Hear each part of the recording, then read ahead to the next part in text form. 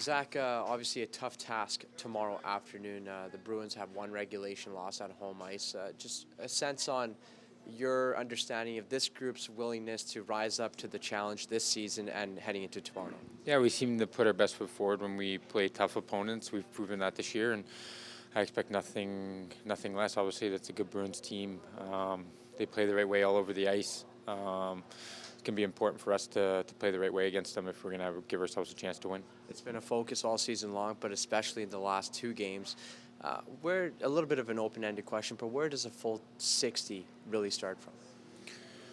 I think we just have to play shift by shift. I think even when the other team pushes, I think we can do a better job of just simplifying and not trying to make that extra play, maybe just getting it deep and trying to grind them down there. I think there's going to be ebbs and flows in the game. There's going to be times when they have you in your zone, but I think the biggest thing for us is to simplify when that happens and get back to our game as fast as possible. I think obviously we've showed spurts of it where we can be really good, and we've shown spurts where we can allow a lot. So it's just finding the right balance, and I think last night was another good lesson.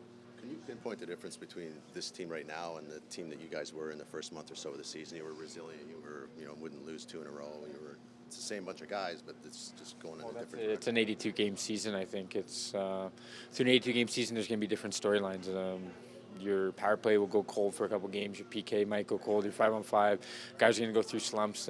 Just collectively as a group, you're right. At the beginning of the year, we found ways to get out of those ruts early collectively, and it hasn't happened as much as we'd like it lately. But I think we're all looking forward to the task tomorrow against a good team. Like I said earlier, we seem to rise against better teams in the league. We've proven that, and it's an important game for us.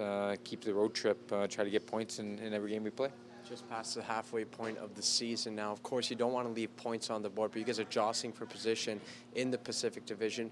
That being said, when the team handles adversity at this stage of the season, how can that help you guys perhaps in February, March, and leading into April?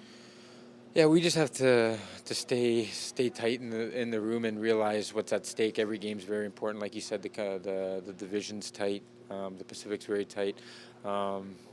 You win one, you're happy. You lose one, the sky's falling. But we have to find that happy median where it's going to be the team that stays the most consistent, doesn't throw away games, and grinds out as many points as they can. I think it's important for us not to let our game go into a spiral and lose 3-4 in a row. That's where you really get into some trouble there. You want to stay in the pack. You want to stay in the fight.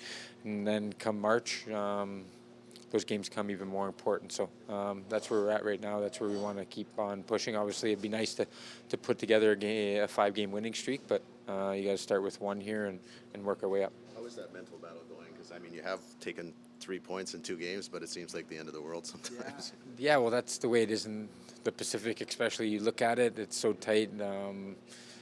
Yeah, you win, you're on a high. You lose, you're pretty upset. But I think collectively, like I said earlier, as a group, we got to channel that. We got to channel our energy level and emotion. And sometimes you just got to sit back and just work and work. And good things will happen more likely than not. Zach, do you think the attack's been balanced out a bit more with the emergence of the new look second line? What's that, sorry? The new second line. Just do you think the offense is balanced out a bit more? Well, last game it was really good for us. I think that's no secret. Yammer came up and he's done a great job. And if you look at the good teams, they're not one-line teams. They're not two-line teams or four-line teams. There's no ifs, ands, or buts about that. You might get away from a couple games or a month or two with a couple lines, but you look at those teams that are playing late in April, March, into the playoffs. They're deep, and they have different guys step up at different times, and we're going to need that going forward if we're going to get into the playoffs. You guys are focused on sort of making sure everything goes in the right direction here, but are you able to sort of take a step back and appreciate the level of offensive talent that's going to be on the ice tomorrow for the top 5 scorers in the league? Yeah, I don't really care, to be honest, about that. We're about winning a hockey game. We have some offensive threats. They have some offensive threats. If you look around the league, every team has that. There's so much talent in this league that on any given night, if you're not ready to work against the talent, they're going to make you pay. So to answer your question, I don't really look too much into that. When they're on the ice, you're aware of it, but that's like any team. Last night there was Eichel. Night before was Panarin. So pick your poison. There's good players everywhere.